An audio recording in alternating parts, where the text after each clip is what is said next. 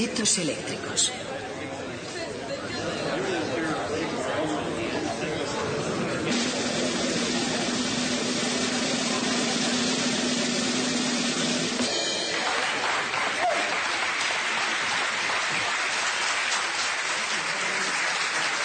Creo que ya es hora de que esta clase tenga clase.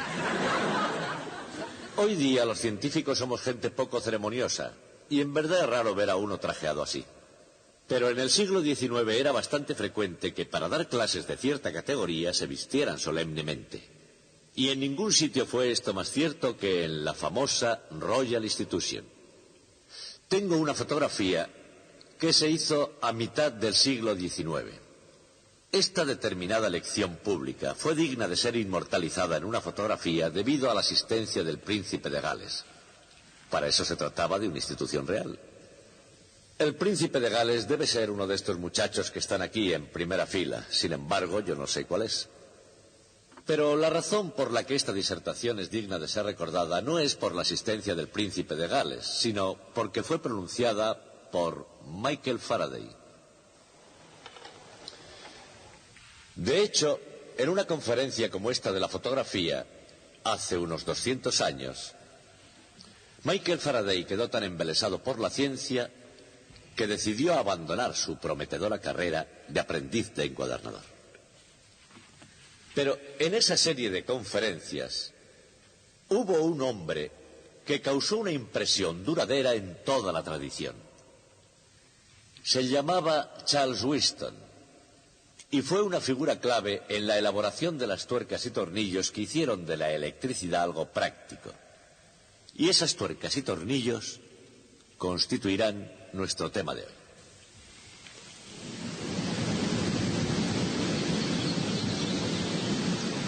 Las tuercas y tornillos que mantienen unida la compleja maquinaria del mundo moderno no son más importantes en la historia de la civilización que el simple fluir del agua.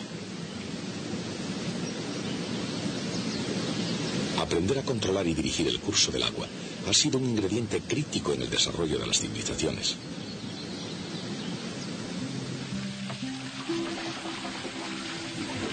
No es una casualidad el que las primitivas civilizaciones florecieran a orillas de los grandes ríos, el Nilo, el Tigris, el Éufrates, los grandes circuitos de agua de la naturaleza. Para poder prosperar, cada sociedad tuvo que desarrollar medios para manipular, controlar, distribuir la corriente de agua en regadíos y drenajes frente a inundaciones y para fomentar el desarrollo de las ciudades. Y así como todos los caminos conducían a Roma, iba también una ingeniosa red de acueductos. El imperio sobrevivió tanto tiempo, en muy buena parte porque los acueductos traían agua fresca desde las montañas de Albanos. En aquellos tiempos, esos complejos circuitos de conducciones que distribuían el agua a los baños, edificios y fuentes de la ciudad eran asombrosamente sofisticados. Pero solo en el siglo pasado comenzó a desarrollarse otra tecnología de conducciones, la electricidad. Inventores tales como Thomas Edison encontraron la fórmula de manipular las corrientes eléctricas para iluminar las lámparas de las casas y llevar puntos y rayas a muy largas distancias a través de alambres.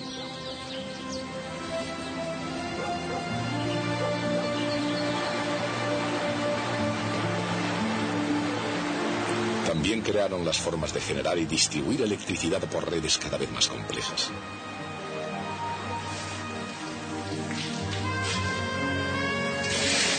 Pero desde los días en que la estación de iluminación de Edison era la primera planta de energía del mundo, los ingenieros han desarrollado formas mucho más sutiles de utilizar la corriente eléctrica. Hoy en día, un simple chip de ordenador contiene un circuito eléctrico tan complejo como el plano de calles de toda una ciudad. Y en principio, la propia existencia de una gran ciudad como Los Ángeles depende de muchos de esos circuitos. Los Ángeles, por supuesto, es más que una autopista, pero sin un milagro de la ingeniería no sería más que una aldea polvorienta entre el desierto y el profundo mar azul. Y ese milagro se llama el Metropolitan Water District. Al diseñar circuitos tanto hidráulicos como eléctricos, todo se reduce a controlar un flujo de las corrientes. Por el acueducto del río Colorado fluyen 163.000 metros cúbicos de agua por hora hacia el embalse de Los Ángeles. Por este hilo de cobre fluyen 1.3 amperios de corriente eléctrica. Así como el agua hace posible la vida, el flujo de electricidad hace posible la luz. ¿Cuánta luz depende de la intensidad de corriente que se mide en amperios? Un amperio es un culombio de carga eléctrica por segundo fluyendo por un circuito. Dicho con otras palabras, la intensidad I de corriente eléctrica es la variación de carga eléctrica Q por unidad de tiempo. En cualquier instante, esa intensidad es la misma en todos los puntos a lo largo del hilo, porque la carga eléctrica, como el agua, ni se crea ni se destruye a lo largo del camino. Simplemente se mantiene circulando. Mientras que los ríos han estado circulando durante miles de años, hasta 1800 la electricidad era básicamente un campo estático. En ese año Alessandro Volta se adelantó e inventó la batería. Esta nueva fuente de energía llamada pila voltaica hizo posible que se pudiera mantener un flujo de electricidad y se abrieran las compuertas del progreso. Con ello, Sir Humphrey Davy pudo obtener pronto nuevos y brillantes metales, sodio y potasio, a partir de las sales de sodio y potasio. Pocos años después, Hans Christian Ørsted desvió una aguja magnética con solo la corriente de una pila voltaica y así descubrió el electromagnetismo. Más tarde, en el siglo XIX, Thomas Edison utilizó el flujo continuo de la corriente eléctrica suministrada por una pila voltaica para desarrollar la primera lámpara eléctrica. Y también utilizó esa corriente para perfeccionar un dispositivo inventado por otros, el telégrafo. Mucho antes, Carl Friedrich Gauss había visto el potencial en la desviación de la aguja de la brújula de Ørsted. El cierre de un interruptor eléctrico en un cierto lugar podía hacer que en otro lugar se moviera un imán. Muy pronto también otros llegaron a conseguir eso mismo. El telégrafo mantenía la promesa de una comunicación casi instantánea a larga distancia. Pero al principio la promesa de esa llamada a larga distancia tuvo una vida corta. Después de recorrer varios kilómetros, la señal era demasiado débil para hacer funcionar el dispositivo magnético. Charles Winston, fabricante de instrumentos musicales y estudiante de acústica, encontró la solución a este dilema en los casi ininteligibles escritos de un oscuro profesor alemán llamado George Simon Ohm. Winston demostró, mediante experimentación directa, lo que Ohm había predicho a base de razonamientos matemáticos abstractos. Se puede mantener la intensidad de la señal si se aumenta el voltaje en proporción a la distancia. Winston había verificado la regla conocida como ley de Ohm.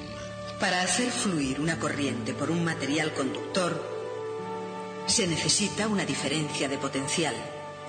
Dicha diferencia de potencial es siempre proporcional a la intensidad de la corriente.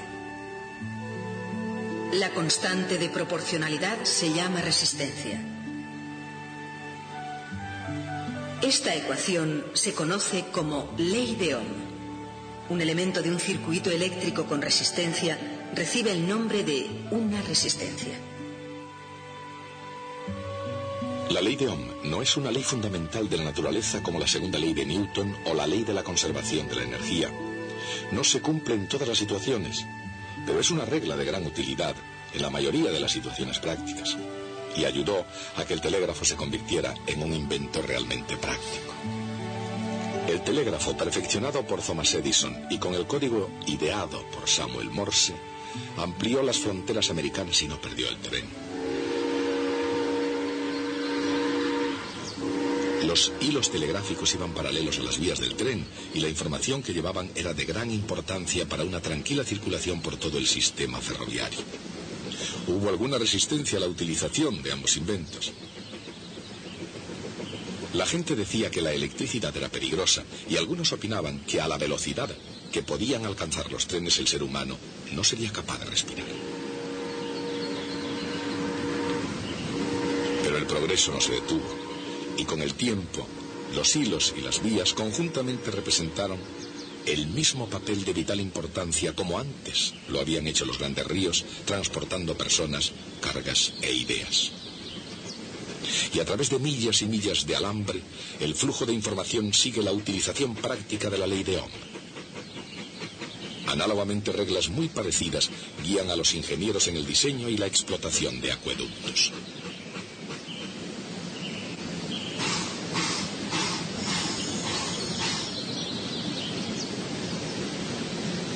Esos ingenieros saben, desde hace mucho tiempo, que la velocidad de la corriente de agua por una tubería depende precisamente de una serie de factores.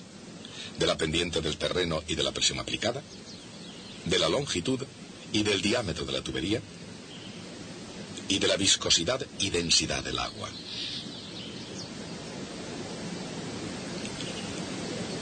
De modo análogo, la intensidad de la corriente eléctrica que pasa a través de una resistencia depende de la caída de tensión a través de ella, de su sección y de su longitud, y del material de que esté hecha. La resistencia de una resistencia eléctrica es proporcional a su longitud. Inversamente proporcional a su sección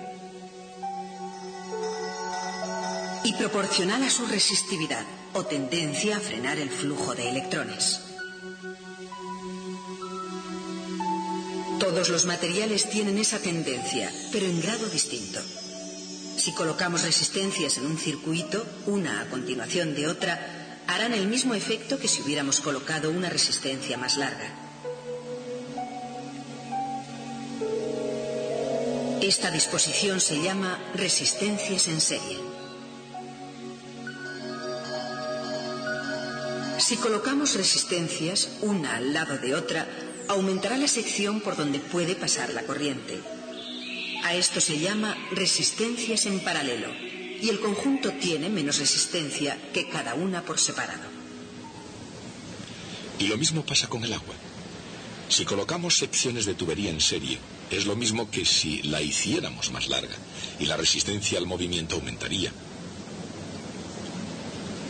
Pero si las tuberías se colocan una al lado de la otra, pueden transportar más agua con más facilidad.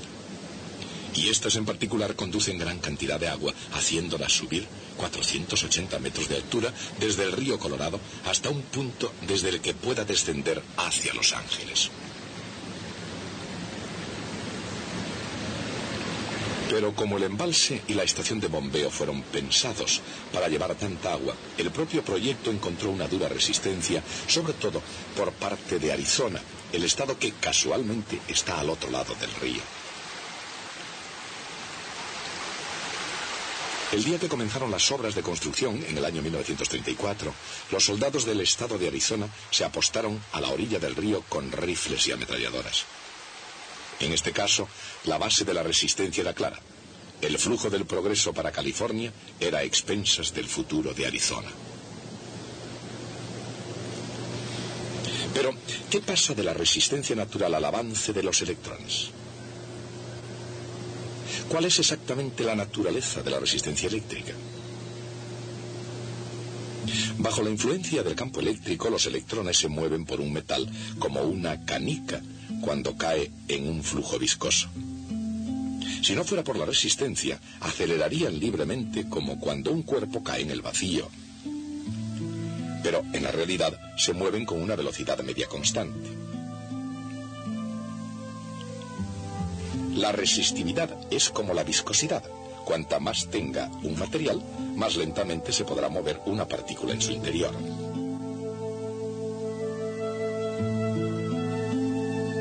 Pero, ¿qué es lo que ralentiza a los electrones? En otras palabras, ¿qué es lo que se opone al flujo de la electricidad en un conductor? En el interior de un metal, los electrones se mueven constantemente en todas direcciones. Aquí están representados algunos de ellos por unos puntos. Giran en órbita por todo el metal como si fuera una molécula gigante. Esta especie de flujo no encuentra ninguna resistencia. Tampoco crea una corriente neta que entre por un extremo y salga por otro. En esas condiciones, el conductor está en equilibrio electrostático. No hay campo eléctrico en su interior. No hay diferencia de potencial de un extremo al otro. Pero si una batería hiciera circular una corriente eléctrica, ese equilibrio se destruiría y se crearía un campo eléctrico en el interior del conductor.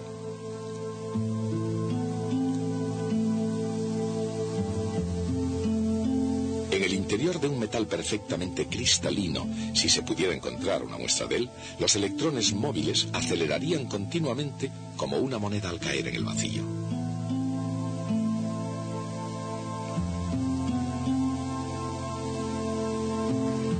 Pero en el mundo real, los cristalinos no son perfectos. Tienen defectos e impurezas y sus átomos vibran con energía térmica. Los electrones acelerados por la fuerza del campo eléctrico rebotan contra cada impureza comportándose como una bola en una máquina de juego.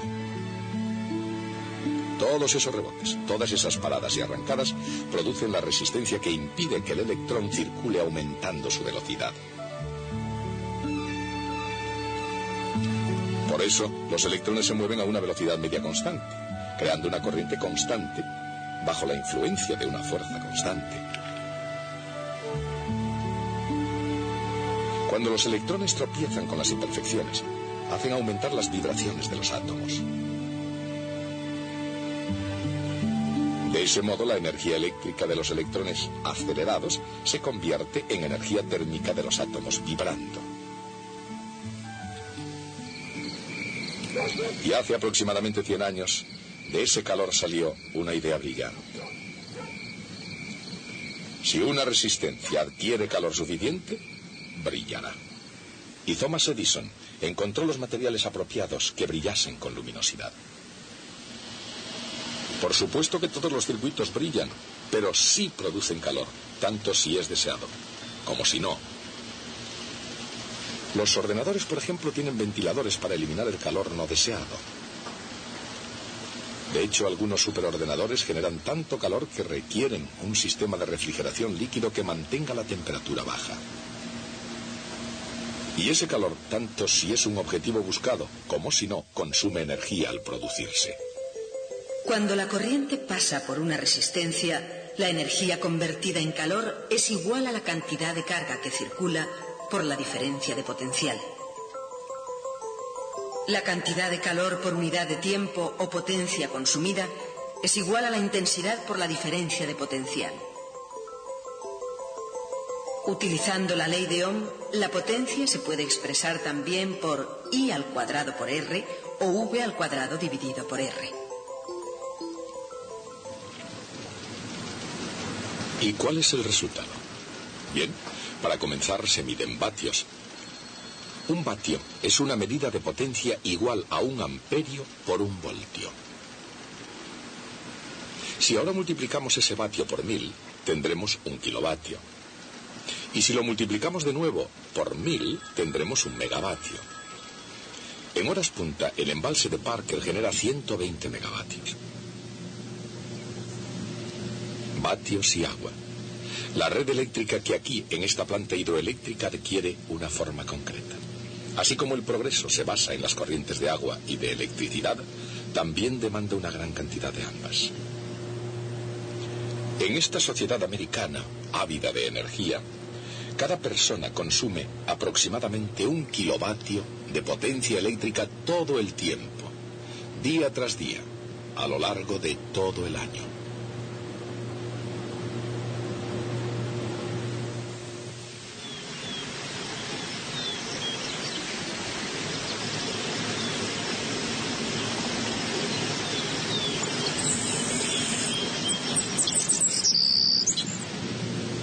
Para suministrar a los consumidores ambas cosas, agua y energía, los ingenieros tienen que dominar primero el arte y la ciencia del diseño de circuitos. Los elementos comunes en los circuitos eléctricos elementales son los hilos y los interruptores, las baterías, las resistencias y los condensadores. Y aunque estos elementos se pueden combinar en redes de complejidad siempre creciente, siempre obedecen a unas mismas reglas sencillas llamadas leyes de Kirchhoff. Gustav Kirchhoff, físico alemán, era muy aficionado a las matemáticas.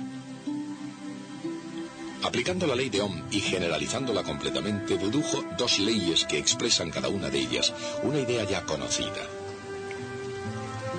Una de esas ideas es la de la conservación de la carga.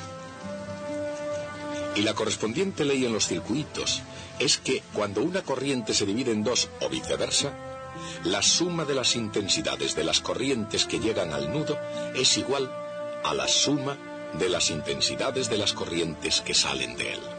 La otra ley de Kirchhoff expresa la conservación de la energía. Una carga eléctrica que recorre un circuito completo ni pierde ni gana energía.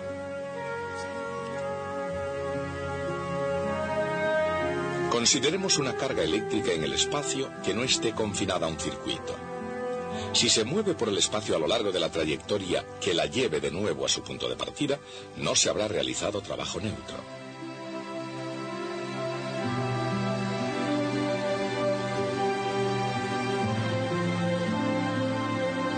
El potencial eléctrico o voltaje puede crecer o disminuir, pero siempre vuelve a su valor inicial. Y lo mismo sucede en el interior de un circuito. Obsérvese que una integral a lo largo de una curva cerrada tiene una notación especial. El signo de la integral tiene un círculo sobre él. Así, en el caso especial de un circuito eléctrico, todos los aumentos de potencial debidos a batería y condensadores cargados, y todas las caídas de tensión debidas al paso de la corriente por las resistencias, tienen como resultante neta cero. Utilizando solo esas dos leyes, los ingenieros analizan los circuitos más complejos. Como un simple ejemplo, pensemos en un condensador conectado a una resistencia y a una batería. Incluso cuando se va cargando el condensador, el aumento total de voltaje es igual a la caída total a lo largo del circuito. En un circuito eléctrico, un condensador almacena carga de la misma manera que un depósito almacena agua para un uso posterior. Y hace falta mucho tiempo para llenar o vaciar uno de ellos. ¿Cuánto tiempo? Naturalmente eso depende del volumen del depósito y de cuánta resistencia haya para que salga el agua. Cuanto más grande sea el depósito y mayor sea la resistencia, más tiempo se necesitará. Sucede exactamente lo mismo con la carga cuando se trata de descargar un condensador. Si se aplican las leyes de Kirchhoff, nos encontramos con que el tiempo es igual a la capacidad del condensador multiplicada por la resistencia. Naturalmente no hay planes de vaciar el lago Havasu de inmediato. Al mismo tiempo que se va vaciando de agua para saciar la sed de Los Ángeles, la nieve de lejanas montañas se va derritiendo y va alimentando al río Colorado, que a su vez vuelve a llenar el embalse, como si fuera parte de un ciclo global que conservara la humedad. De modo análogo, los circuitos eléctricos conservan la carga. Y así es como la noción de evolución se añade al principio de conservación, tal vez queriendo demostrar con ello que cuanto más cambian las cosas, más siguen siendo las mismas. La civilización sigue dependiendo de las corrientes, aun cuando se añada al flujo de la electricidad. Y la moderna ciudad de Los Ángeles, al igual que la antigua Roma, está limitada y depende de la habilidad de canalizar y distribuir dichas corrientes.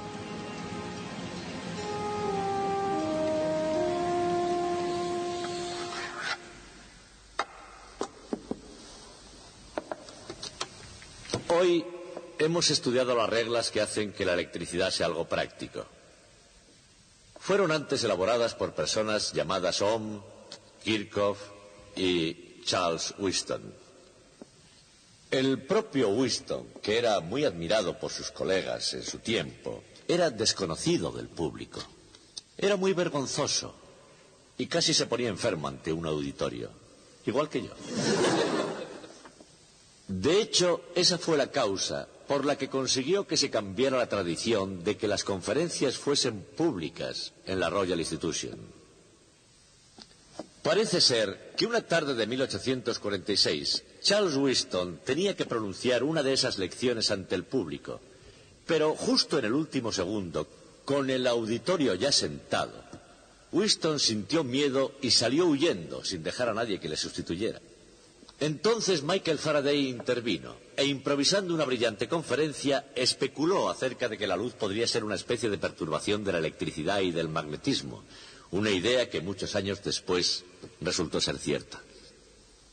La tradición de esas lecciones públicas en la Royal Institution sigue conservándose en nuestros días.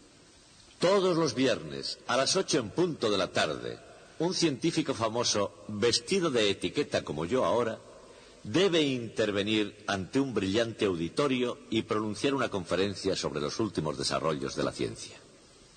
Pero, durante media hora antes de la conferencia, el científico permanece encerrado en un cuartito para asegurarse de que no podrá hacer el Winston y salir corriendo en el último momento. Y esa es la razón por la que yo he sido encerrado en ese cuarto hasta el inicio de esta clase. Hasta el próximo día.